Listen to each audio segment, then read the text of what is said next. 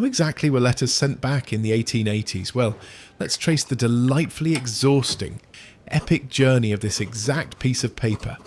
It all starts right here in a quiet, sunlit room in Victorian London. Long before you could just fire off a quick text, slide into some DMs, or hit send from the comfort of your bed, communication took serious commitment. Once your thoughts were finally on the page, they were folded up tight and sealed with a heavy dollop of hot, messy crimson wax. The ultimate 19th century read receipt. From there, our sender steps out into the crisp morning air, braving the bustling cobblestone streets to reach the local postal office. Inside, it's a symphony of stamping and scratching pens. The letter is handed over to a perfectly groomed clerk who probably takes his job just a little too seriously.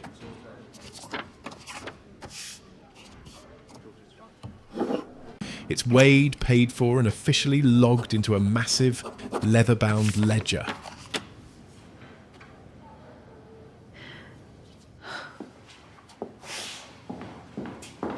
Next, it's hit with an official postage stamp and a heavy cancellation mark before being unceremoniously tossed into an ever-growing mountain of parchment.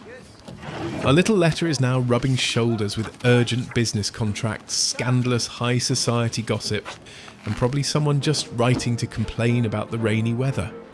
Now, the real organised chaos begins. In the back rooms, postal workers rapidly sort the mail into geographical piles with dizzying speed. Our letter is tightly bound with thick twine, shoved deep into a heavy-duty canvas sack, and tossed into a massive wooden trunk. Locked tight, it's hauled outside and loaded onto a Royal Mail stagecoach. And remember, horsepower back then wasn't just a metaphor for an engine. It meant actual, heavy-breathing, galloping horses. With a crack of the whip, they're off, thundering at top speed across the bumpy, dusty English countryside. The coachman sits high above, guarding his precious cargo of paper secrets, bouncing over every single rut and pothole all the way to the coast. The carriage finally reaches the bustling docks, where the mail trunk is hauled aboard a colossal iron-hulled steamship.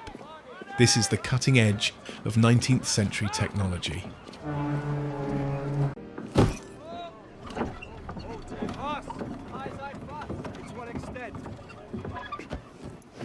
While the wealthy, well-dressed passengers promenade on the sunny upper decks, sipping their afternoon tea, our little letter is plunged into darkness. It sits locked in the cargo hold, deep in the belly of the beast.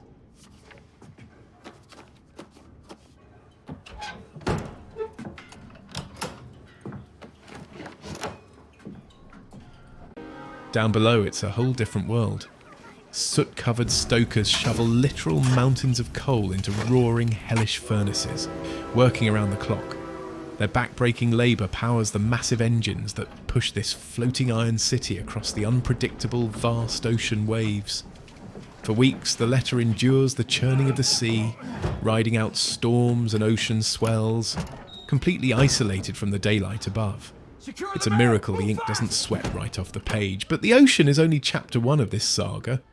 Weeks later, the ship finally spots land, arriving in the sweltering, sun-baked ports of Egypt. The mail is offloaded for a massive shortcut via the Suez Canal.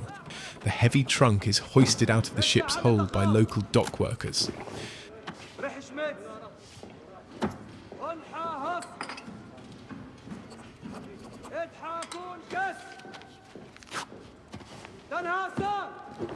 Suddenly, it's surrounded by the sounds of the bazaar, the smell of spices, and yes, a whole lot of camels. The canvas sacks are transferred and strapped securely to the back of a desert cart. Swapping the damp European cobblestones for burning, golden sand, the letter begins a grueling overland trek. It bounces and rattles under a relentless sun, moving slowly across the arid, unforgiving landscape. It's a beautifully chaotic relay race spanning continents.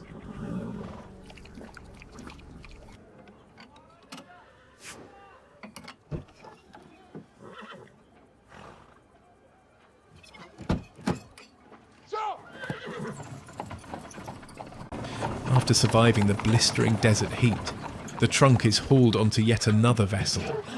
It sets sail for the final grueling leg across the Arabian Sea. The days blur into weeks until finally the iconic, bustling shoreline of Bombay, what we now know as Mumbai, breaks through the horizon.